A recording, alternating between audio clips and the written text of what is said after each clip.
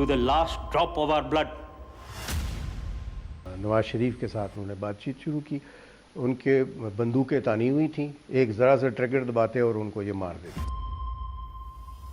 और उसके बाद मुझे ले जाते हैं और 1 महीना नहीं पता लगने देते कि मैं कहाँ हूं। 12 अक्टूबर 1999 परवेज़ मुशर्रफ, उनकी बीवी और 198 लोग श्रीलंका से पाकिस्तान हवाई जहाज़ में आ रहे होते हैं। जहाज़ 27,000 फीट की बुलंदी पर था और जल्द ही कराची पहुंचने वाला था। और फिर कॉकपिट में पायलट सरवत हुसैन को कराची एयरपोर्ट के कंट्रोल टावर की तरफ से एक मैसेज रिसीव हुआ, जिसमें साफ साफ बताया गया था कि एयरप्लेन को किसी सूरत भी कराची में लैंड ना होने दिया जाए, बल्कि कराची तो छोड़ो, प्लेन को पाकिस्तान के किसी भी हिस्से में लैंड ना होने दिया जाए। 30 मिनट तक जहाज़ कराची की फ़िज़ा में ही घूमता रहा और साथ ही साथ कराची कंट्रोल टावर से रब्ता करने की कोशिश करता रहा। और फिर पायलट ने इस सारी सिचुएशन का आर्मी चीफ को बताया। उन्होंने खुद कंट्रोल टावर से बात करने की कोशिश की, जिसमें उनको बताया गया कि आपके प्लेन को पाकिस्तान में नहीं उतरने की इजाज़त है और ये हुक्म प्राइम मिनिस्टर नवाज शरीफ की तरफ से दिया गया। उनकी तरफ से हमें हुक्म है कि आपको कराची में लैंडिंग की किसी सूरत भी इजाज़त न दी जाए।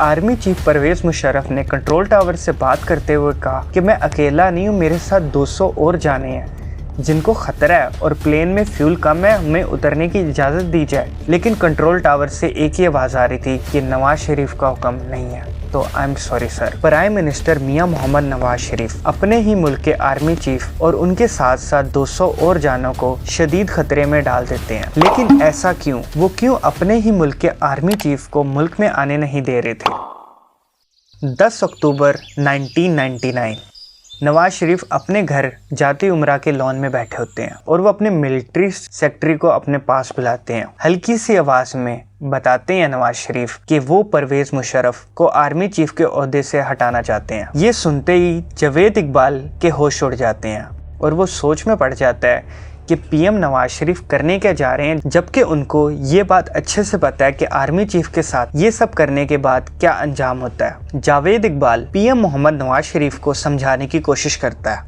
वो कहता है कि आप जिद छोड़ दें, इसमें हमारा बहुत नुकसान हो जाएगा। 30 मिनट तक ये मीटिंग चलती रहती है और नवाज शरीफ जावेद इकबाल की बात नहीं मानते हैं और वो अपनी ही जिद पर अड़े रहते हैं। वो हर सूरत आर्मी चीफ परवेज़ मुशर्रफ को अपने ओहदे से हटाना चाहते हैं। वो इस बात का जिक्र अपने बेटे हसन नवाज से करते हैं, साथ ही साथ अपने एक करीबी एंकर साथी नज़ीर नाजी से भी करते हैं। परवेज़ मुशर्रफ को ओहदे से हटाने की सबसे बड़ी रीज़न कि प्राइम मिनिस्टर मियां मोहम्मद नवाज शरीफ परवेज़ मुशर्रफ से कारगिल वॉर को लेकर बहुत नाखुश होते हैं। उनको ये लगता है कि ये फौजी ऑपरेशन उनके पूछे बगैर किया गया। इस जंग के बाद इन दोनों की दूरियां बढ़ने लग जाती हैं।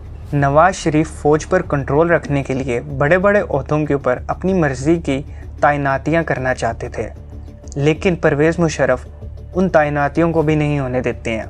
दूसरी तरफ परवेज़ मुशर्रफ भी सारा कंट्रोल अपने हाथ में रखना चाहते थे। उनको भी अच्छे से अंदाज़ा हो रहा था कि पीएम नवाज शरीफ उनसे नाखुश हैं और वो कभी भी उनको उनकी कुर्सी से हटा सकते हैं। इसीलिए वो भी अपने दिमाग में सारी प्लानिंग करके बैठे थे। बज़ाहिर तो ये दोनों आपस में हंसते मुस्कुराते नजर आते थे, लेकिन दिल में एक दूसरे के खिलाफ साजिशें चल रही थी। 12 अक्टूबर 1999 नवाज शरीफ ने सोच लिया था कि अब आर्मी चीफ बदला ही जाएगा और आज के आज नए आर्मी चीफ की तैनाती होगी। इसीलिए वो आईएसआई के चीफ ज़ियाउद्दीन भट्ट को पीएम हाउस बुलाते हैं और उनको मुबारकबाद देते हैं। मुबारकबाद इस चीज़ की क्योंकि नवाज शरीफ ज़ियाउद्दीन भट्ट को ही नया आर्मी चीफ बनाने लगे होते हैं। साथ ही साथ नवाज शरीफ पीटीवी को भी ये ऑर्डर भिजवा देते हैं कि नए आर्मी चीफ ज़ियाउद्दीन भट्ट के तैनाती की न्यूज़ चलाई जाए और साथ ही साथ पुराने आर्मी चीफ परवेज़ मुशर्रफ को हटाने की भी न्यूज़ चला दी जाए। और पीटीवी यही करता है, वो ये न्यूज़ चला देता है। साथ ही साथ दूसरी तरफ परवेज़ मुशर्रफ को लैंड होने नहीं दिया जा रहा होता है। वो कराची की फिजा में चक्कर काट रहे होते हैं। आर्मी चीफ परवेज़ मुशर्रफ को भी हल्के में ना लिया जाए। वो अपने श्रीलंका जाने से पहले ही अपने चंद करीबी ऑफिसर्स को पूरा प्लान देकर जाते हैं कि अगर उनके पीछे से नवाज शरीफ कुछ ऐसी हरकत कर दें तो उन्होंने उससे कैसे निपटना है। उनके ऑफिसर्स उनके पीछे से यही करते हैं।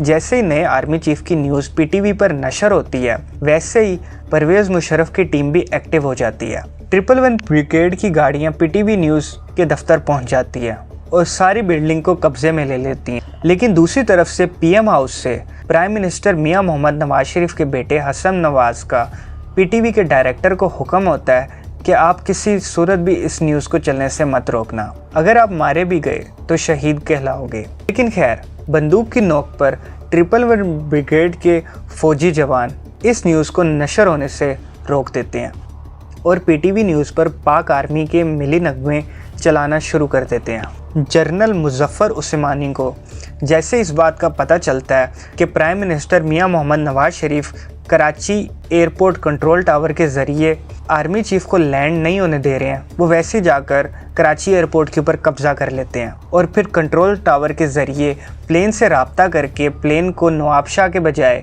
वापस कराची आने का कहा जाता है।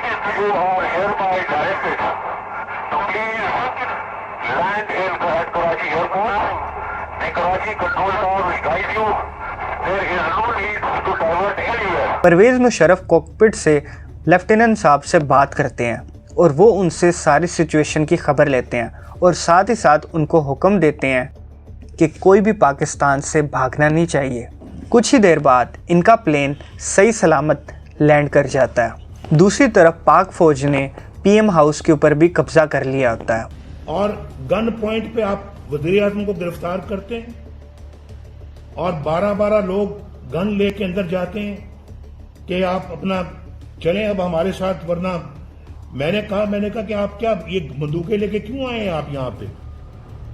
क्या मैं तो निहत्ता हूं, मेरे पास तो कोई वज़ीर आज़म हाउस के अंदर बैठा हूं मैं, तो आप ये गने लेके आ गए हैं भाई, क्यों आए हैं आप? साथ ही साथ मियां मोहम्मद नवाज शरीफ को अरेस्ट कर लिया था। वैसे परवेज़ मुशर्रफ ने एयरपोर्ट से निकलते ही इमरजेंसी लगा दी थी और कुछ ही देर बाद मार्शल लॉ का ऐलान कर दिया था। Dear brothers and sisters, your armed forces have never and shall never let you down. Nawaz Sharif और परवेज़ मुशर्रफ की जंग में नवाज शरीफ हार चुके थे और परवेज़ मुशर्रफ जीत चुके थे। कई चीज़ों पर नवाज शरीफ भी गलत थे। उन्होंने भी अपना मकसद पूरा करने के लिए 200 जानों को खतरे में डाला। परवेज़ मुशर्रफ भी कहीं ना कहीं गलत थे। उन्होंने भी 2/3 मेजॉरिटी से आई पार्टी को साइड पर किया और खुद मार्शल लॉ लगाकर बैठ गए। ये पाकिस्तान के वज़ीर आज़म के साथ ये सलूक होता है, ये हशर होता है। ये पाकिस्तान के 22 करोड़ अवाम के वोट की ये इज्जत है।